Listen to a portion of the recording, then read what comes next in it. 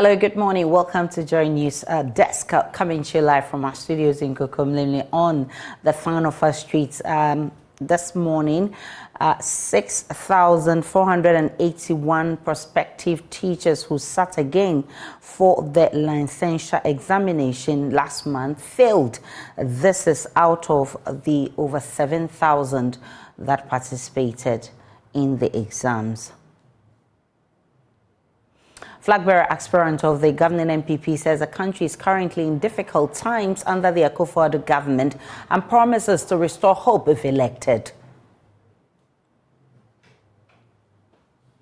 And Shai Osudoko District Assembly begins leveling rough patches on the Doimo stretch, but the youth say they want the road asphalted.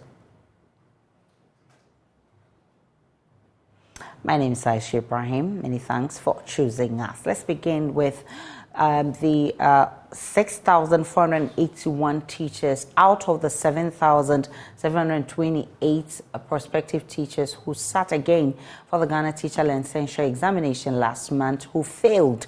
Only 1,277 passed. The figure represents 16.5% of the candidates who sat again for the examination introduced to licensed teaching practitioners.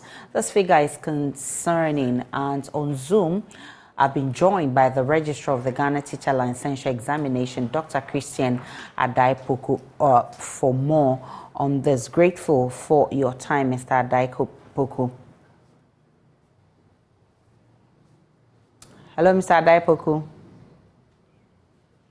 Kindly unmute for me, Mr. Adaipoku. Sorry, thank you for having me, and greetings to your cherished listeners. You must be worried that 6,481 out of the 7,728 teachers who wrote the exams actually failed.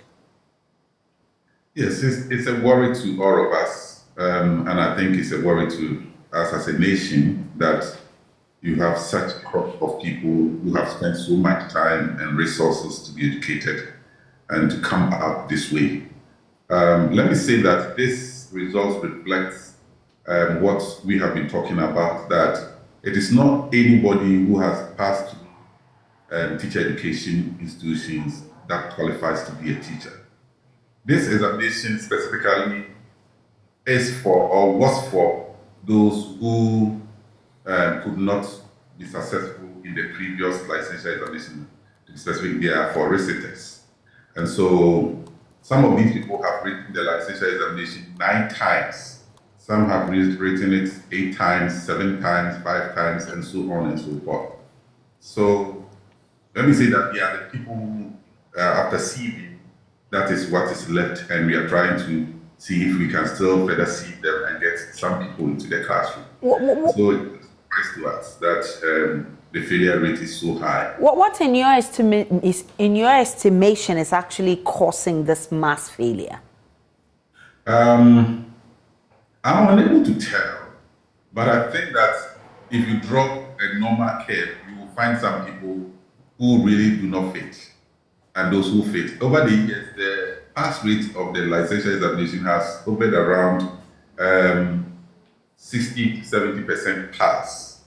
And so the numbers that are unable to pass are the people that continuously they resit, and then you get some of them making it after a few attempts, and then there are others that no matter what you do, it appears to us that they just can't fit for the classroom.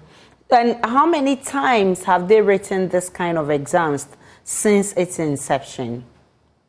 The Ghana Teacher Licensure examination started in 2018. And every year we write 2 of them in a year. So, in all, we have written 10 times. The one that we have just written is the 10th time. Okay. And so, if somebody wrote in 2018 and is still writing, that person has written 10 times. But why licensure exams? Because we're doing okay. Our teachers were still teaching. They were still doing what they were supposed to do. Why not any other intervention? And it definitely must be a licensure exams. Well, you say our teachers are doing okay. That is our perception. We thought that our teachers were doing okay. But to be frank with you, it's not every teacher that is doing okay. And it's not every teacher that really is fit for the classroom. And so over the years, we realized that to get the quality teachers that will provide us the quality education, there's a need to have a relook at the quality that is brought into the classroom. And that is why we decided that the wholesale recruitment of people from the training institutions into the classroom must be altered at a point, and then have a second look at it to do a second level of CV to make sure that we get the right caliber of people to enter the classroom, because we know from experience, from studies that we do, indicate clearly that it's not everybody or anybody that has entered the classroom that is really fit for the classroom. So for the 9th time, if teachers are writing and still failing this kind of exams, what do you intend to do? To take them off the teaching list? I must say that, in my opinion, that's my personal opinion, it's not everybody who is fit to be a teacher. But then there are still other doors open. As of now, we are doing a reform. And so those who have failed or who have not been successful in this current examination, the 7,000 something that wrote the exam, those who have not been successful still have one more chance around November to write and pass. If they are not able to do that, then 2 options are open to them to still become teachers. One, if the person is already a degree holder, then that person may have to transition from the current Ghana Teacher Licensure Examination to the new one that we are bringing in August, but they will have the chance to write it in 2024. However, we have others who have diploma in education, they don't have degrees. And those who do not have degrees, the national policy now is that the minimum qualification to teach is first degree. So from 2024, if you do not have a first degree, you are unable to write the Ghana Teacher Licensure Examination. And that means those who do not have degrees as of now and have been writing the licensure examination must upgrade themselves, go to school again, and have a degree, and then come back to write the licensure examination. If all are not working for them, then the next alternative is to look for another profession. Maybe teaching is not cut out for them. But we already have a teacher deficit, and I hope you agree that we definitely need more teachers. So the least we want to do is to actually lay some of them off. We are not laying off teachers in the classroom. We are only looking at recruitment to make sure that those that we are recruiting are of the right make. That's all we're doing. And I don't think, as of now, the data available to us doesn't show that those who have not been able to make it will cause any teacher deficit in the classroom. But the point is that even if it's going to cause teacher deficit, and the people that we are going to send into the classroom will not benefit us, why do we have to send them? And so these are things that as a nation we will have to look at and see if we want to sacrifice quality for numbers. But as of now, data available to us as the regulator doesn't indicate that we will have teacher deficits in the foreseeable future. But I mean, we wouldn't have teacher deficits because you've not started taking them off the list, right? Because if we want good teachers, that we agree. But if the teachers keep failing, then that last resort of taking them off is there. What's your recommendation so that we definitely don't have a gap going into the future? My recommendation is that the teacher education institutions must be very rigorous in the selection of people that they admit for training. If that happens, it cuts down the numbers that will fall out of the system and will not be able to make it in the examinations. That's the first thing. Two, as they enter the teacher education institutions, they must also make conscious effort that the teachers that will come out will be able to meet the national teacher standards, the standards that the nation has set for itself for teachers across the country to practice.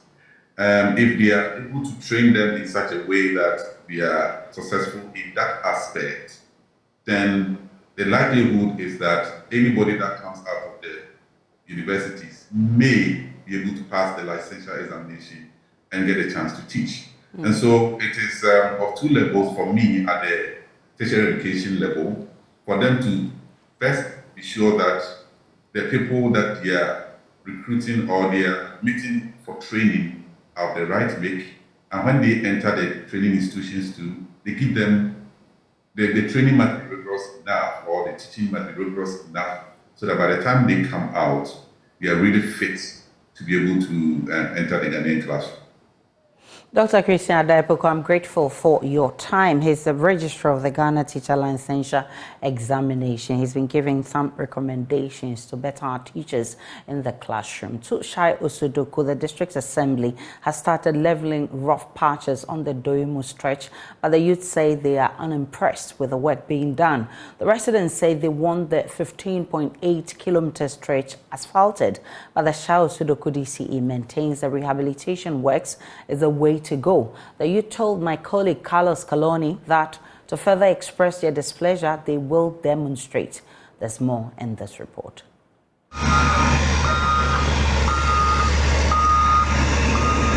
These earth-moving machines were seen busily working on the stretch when Joy News visited at Doyumu Road Friday afternoon. The District Chief Executive DC of Shai Osudoku District Assembly, Fred Ofe, who was on the stretch, explained to Joy News the rationale behind the rehabilitation works. The road from Doimu Junction to Doimu has become very bad of late, of which people also wanted to demonstrate. So Assembly found the need of it that we have to come and do spot improvements as we can do all, so that it could be motorable for the community people to be applying it. That's why the Assembly has come in, and then we collaborated with one or two quarries who were willing to give us material to put it on the road. And so far, that is what we are seeing and experiencing. Thank God, the contractor that is working on the Akosumu, Ashama to Akosumu, I met them, I discussed with them, and they've also given us some machinery. But the youth of the town would not have any of that. They say they want the road asphalted, maintaining they will go ahead with their planned demonstration in spite of the rehabilitation works. We are not saying they should come and fill potholes or do something. Instead, they should fix our road. We need the road to be constructed, an asphalt road, because this is where the quarries are. We are not happy. This is even worse than what we have. When it rains and we have erosion, and then the dust wash away, it will be left with the stones. And these stones are very, very big. Your cars can get damaged because of these stones. We are having a demonstration on the 30th. Definitely, it will come on. That is Tuesday. What they are doing is not a permanent solution to our problem. We need a permanent road to be constructed. If not anything, we are not asking for much, but an asphalt should be constructed here.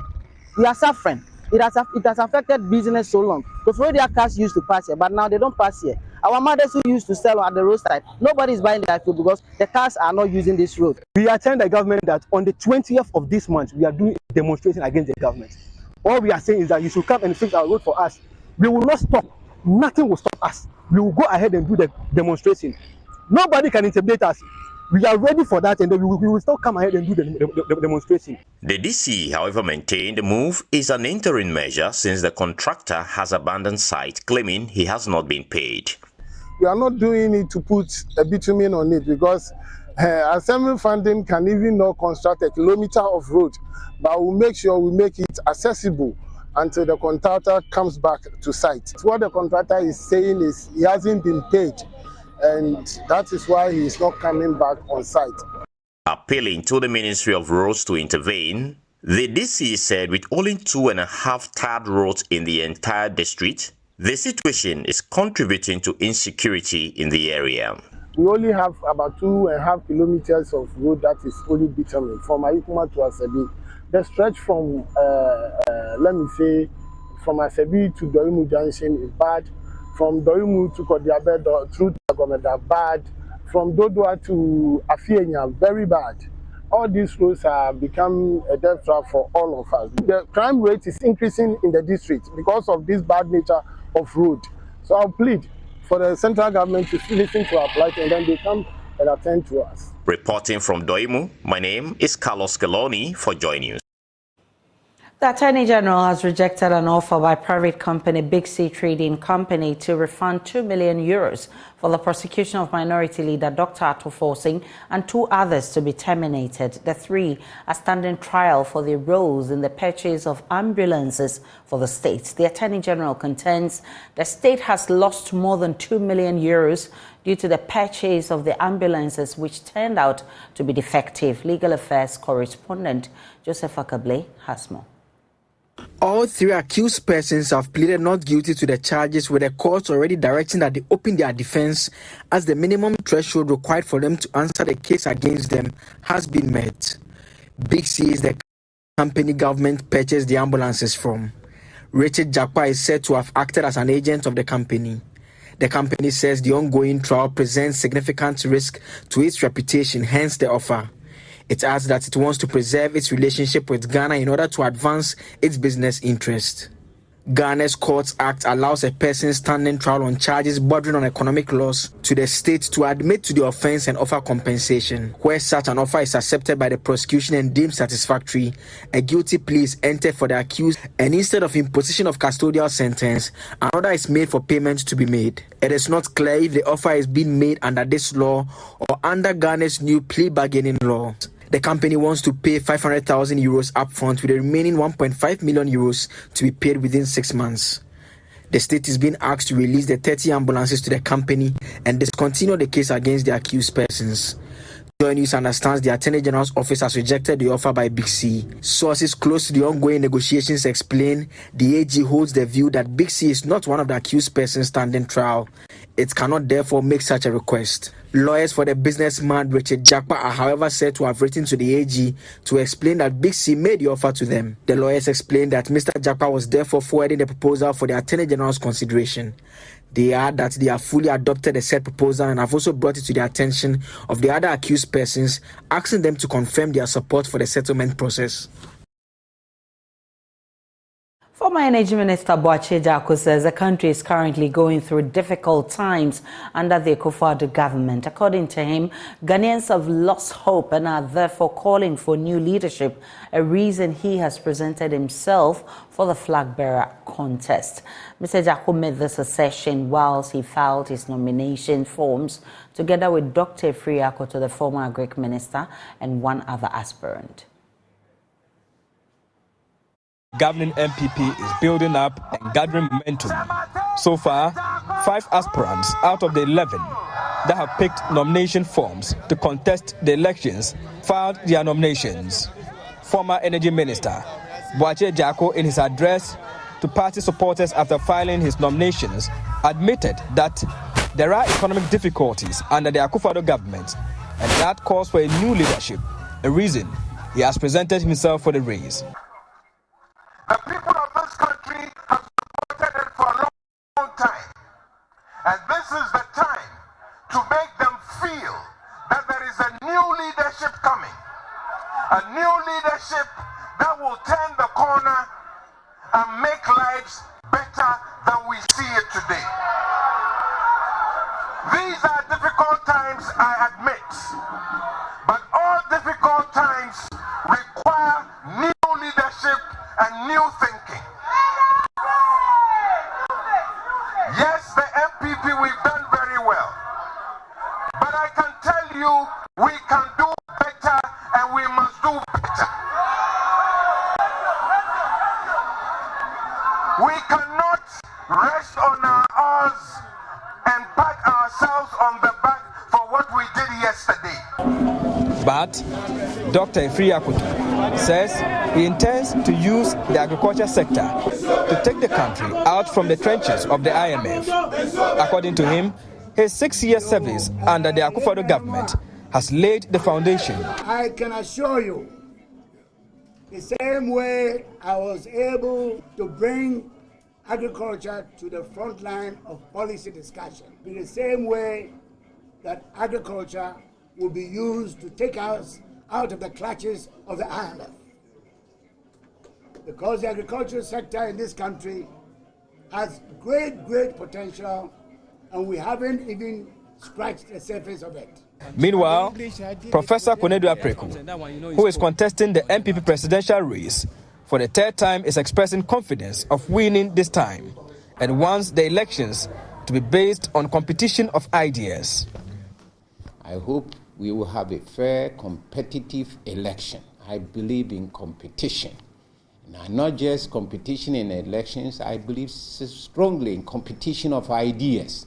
May the best ideas, may the best programs survive, such that when we would have been done and selected a leader, we can go to sleep, that the person knows what is going on, has the capacity to listen, capacity to lead, capacity to reform. Tremendous amount of reforms are needed in our country today. If I were president, I would start off with the government structure, and I would dramatically change what we have. I will look at our constitution that offers too much power to the presidency, and I will work to ensure that perhaps after 8 years that I would have left office, we will have election, competitive election in selecting regional ministers, competitive election in DCEs. Ronald Reagan, American president, said, government closest to the people serve the people best. Nominations for the flag bearer race in the MPP remain opened till 24th June, and the remaining 6 aspirants have only this week to meet the deadline. Samuel Mbura, Joy News. That's the live on Joy News Desk. We'll be back shortly with more.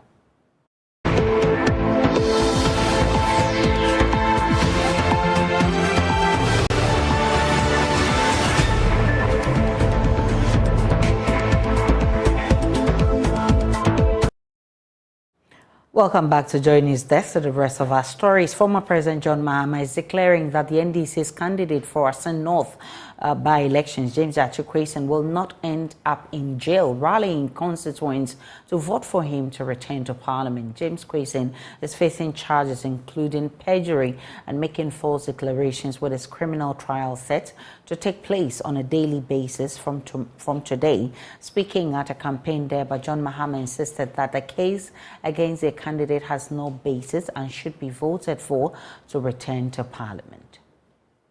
Papa onye bonibia ne boni awaye ne se opese obefie ebeboa ne man opese obefie ebesom ne man. This man has not committed any crime. The only alleged crime they claim he has committed is supporting this constituency. If everyone here was granted a free visa to Canada, no one would be left in this community. Maybe you would only have the chiefs. Due to worsening economic conditions, many people would have left. Akanipa dodo ni na akọ na sa papa ya nyameshira no wo omurkrata bibia. However, this man, who used to hold Canadian citizenship, has voluntarily renounced it to serve his constituents. Yet this government is making him regret that decision. They are spreading propaganda that any vote for him will not count because he will certainly be in prison. John Dramani Mahama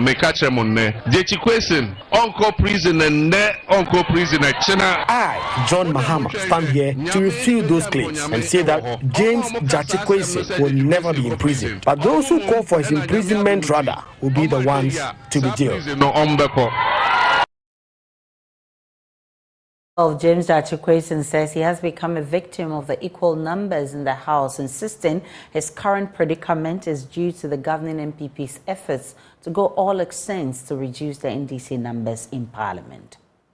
It's very surprising and strange to me that we preach one thing and we do the other. We talk about democracy, but we don't respect the choice of the people. This we all know. In 2020 December, I want this election fair and clear. And then there's been maneuvering due to the imbalance. The status of the Parliament or the legislature right now. They all understand that if given the legislature numbers, if one side of the party was higher than the other. In other words, let's say NDC or MPP had 140 and the other had like 135. We won't be facing this.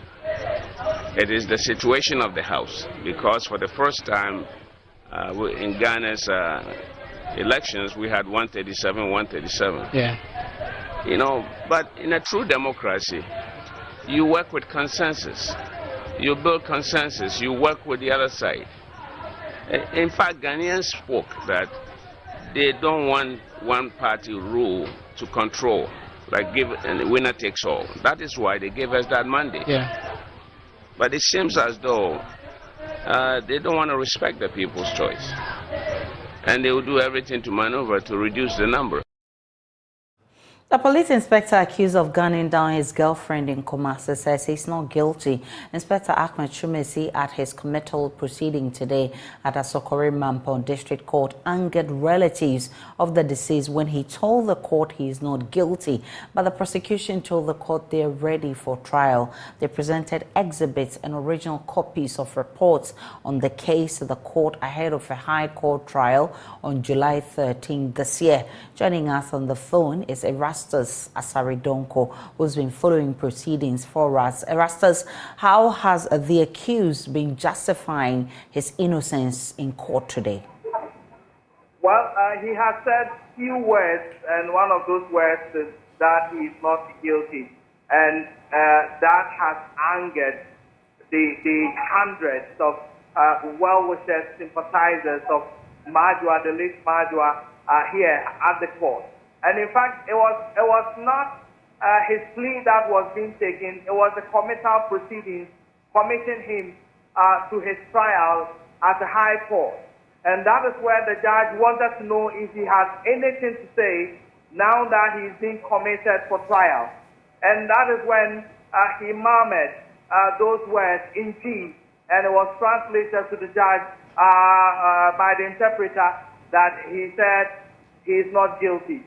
And in fact, after that, whatever question that he was asked, he said that he doesn't have anything to say for now until his lawyer comes in, and that if they go to court at the High Court, his lawyer will come and tell the court what he has to say. And so it is after the proceedings, committal proceedings, that the number of people who have gathered here in black T-shirts and red armbands and all that feel very angry, that they feel that they know that he is guilty. So why would he say he's not guilty as though he's not showing remorse? And so the police are finding it very difficult trying to bring him out of the court now into the waiting pickup to be transported into custody. Don't forget that the judge has committed him to trial at the High Court. He has remanded him into prison custody again, and a fresh warrant has been issued for him, committing him to trial at the High Court. And so he's yet to be taken out of the court. And let me describe the court premises to you now, what is happening here.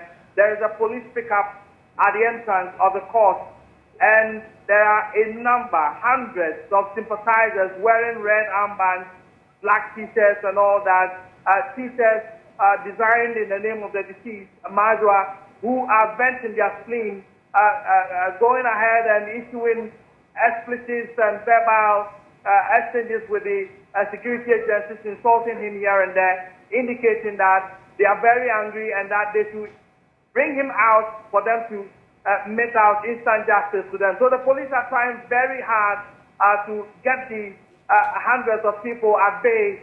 They are trying hard to bring him out of the courtroom. He's not being brought out now. Okay, so he has been brought out. The police are pushing the crowd back, and they are guiding him gradually into the car. So you can hear the commotion here. Now the pickup, he's inside the pickup.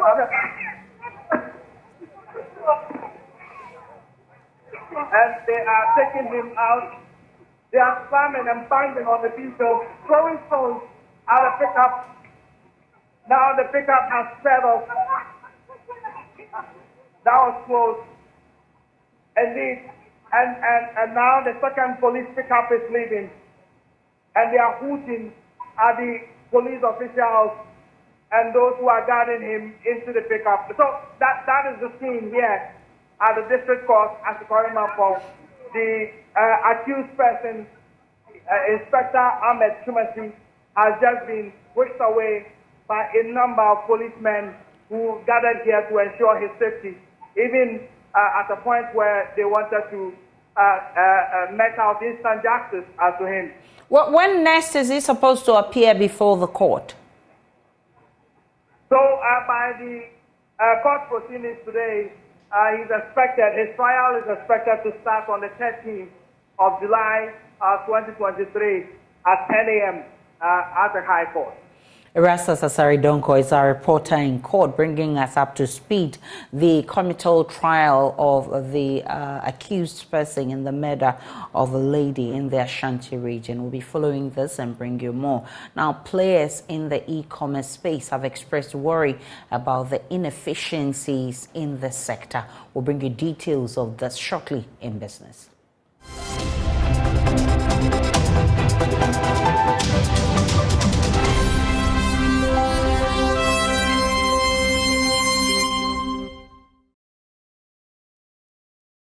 Hi, good morning. Welcome to Business. My name is Darryl Kwao. Players in the e-commerce space have expressed worry about the inefficiencies associated with the Ghana Post GPS addressing system, arguing it has increased their cost of operations. They believe a proper addressing system will enhance competitiveness within the e-commerce industry. Here's more from the 2023 Africa Trade and E-commerce Logistics Conference held in Accra. The 2023 Africa Trade and E-commerce Logistics Conference brought together industry leaders, experts and innovators to explore and discuss the latest trends, challenges and opportunities in trade and e-commerce logistics across the continent. Speaking to Joy Business on the sidelines of the conference, founder of Africa E-commerce Logistics Providers Association, Andrew Pebby, mentioned that the conference will afford industry players the platform to compete favorably at the world market. We are helping organizations to future-proof their supply chains, and we are also giving opportunities for African businesses to become African multinationals. So we are helping organizations, that is SMEs, to grow and expand and enter new markets. Country Manager Jumia Logistics Richmond Carlos Otu expressed worry about the inefficiencies associated with the Ghana Post GPS addressing system. He therefore appealed to government to address the challenge to enhance competitiveness within the e-commerce space. When we look at last mile within Ghana, we've realized that a lot of challenges exist with having to deliver items to people's doorsteps, owing to the fact that addresses are not well laid out and quite a number of streets have similar addressings. Of course, we know the likes of where the government and Ghana Post are trying to improve on the Ghana Post GPS, but the truth is today it's not where it needs to be. On his part, a representative at Paystack, Kwejoche, called for an enabling environment for the growth of SMEs, particularly in the e-commerce sector. We know entrepreneurship, for instance, it's not easy at all, and there are a whole lot of things within the country that's hindering or preventing others from going into it. So if we do provide such platforms like Paystack is doing for them right now.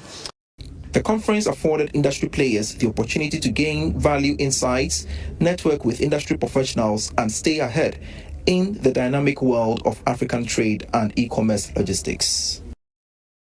The African Continental Free Trade Area Secretariat and the United Bank of Africa UBA have signed an agreement to support small and medium enterprises in Africa with $6 billion to scale up and grow into multinational companies.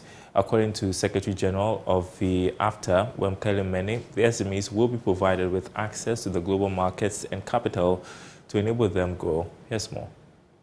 The agreement, signed by the African Continental Free Trade Area Secretariat and the United Bank of Africa, is aimed at giving the private sector the opportunity to strongly participate and benefit from the AFTA. Agro-processing, automotive, pharmaceuticals, transport and logistics are the key sectors the agreement is focusing on. Speaking at the signing ceremony, Secretary General of the African Continental Free Trade Area Agreement, Wamkele Mene, said the agreement would help SMEs to contribute to socio-economic development. As you know, both by capitalization and presence in Africa, UBA is one of the largest banks in Africa and also has a presence in other parts of the world.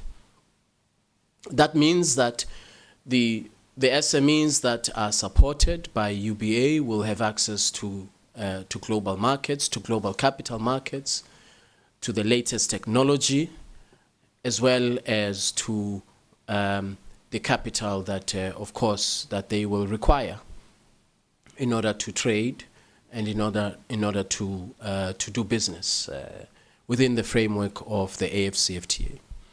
We have identified 4 priority sectors, which are priority sectors that under the African Union are sectors of Africa's economy that we estimate will be the drivers of Africa's economy for the next 10, 15 to 20 years. And these sectors are the pharmaceuticals, the automotive sector, transport and logistics, agriculture, and agro-processing. Group Deputy Managing Director of UBA, Muyiwa Akinyemi, added that SMEs are the backbone of every growing economy, hence the need to support them to scale up. And that's business. The news continues after the break.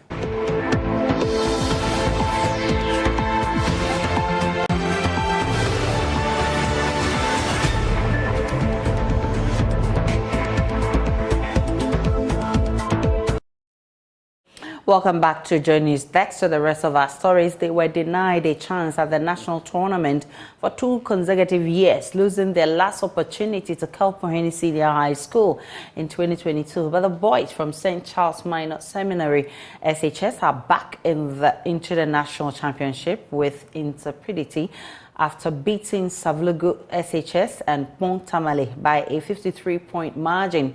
Emmanuel Bright Kweko has been interacting with the students who say with God, the Holy Spirit and right judgment, they will make history of clinching the national title for the Northern region.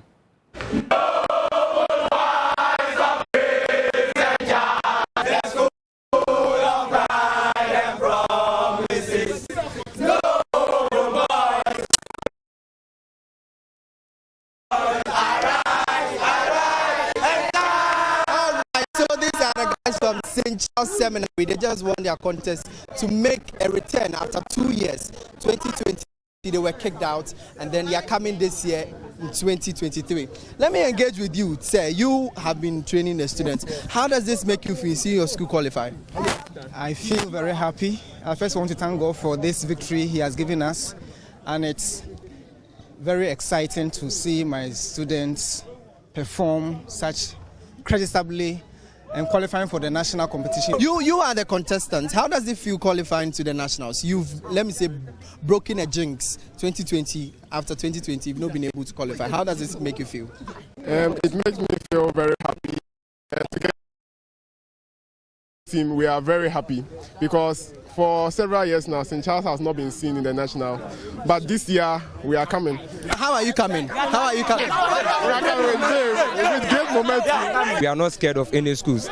Since the quiz was organized by the officials and we were able to qualify with a 50-point margin, so as we can beat the other schools. There is a saying that a short man will never give thanks to God until he receives his height. So we are coming for the championship, no matter the number of times they've taken it. Yes! We are taking it this year. And on that note, we wrap up News Desk this morning. My name is Aisha Ibrahim. Log on to myjournline.com for more of the news and updates of all the developing stories. See you again at 12.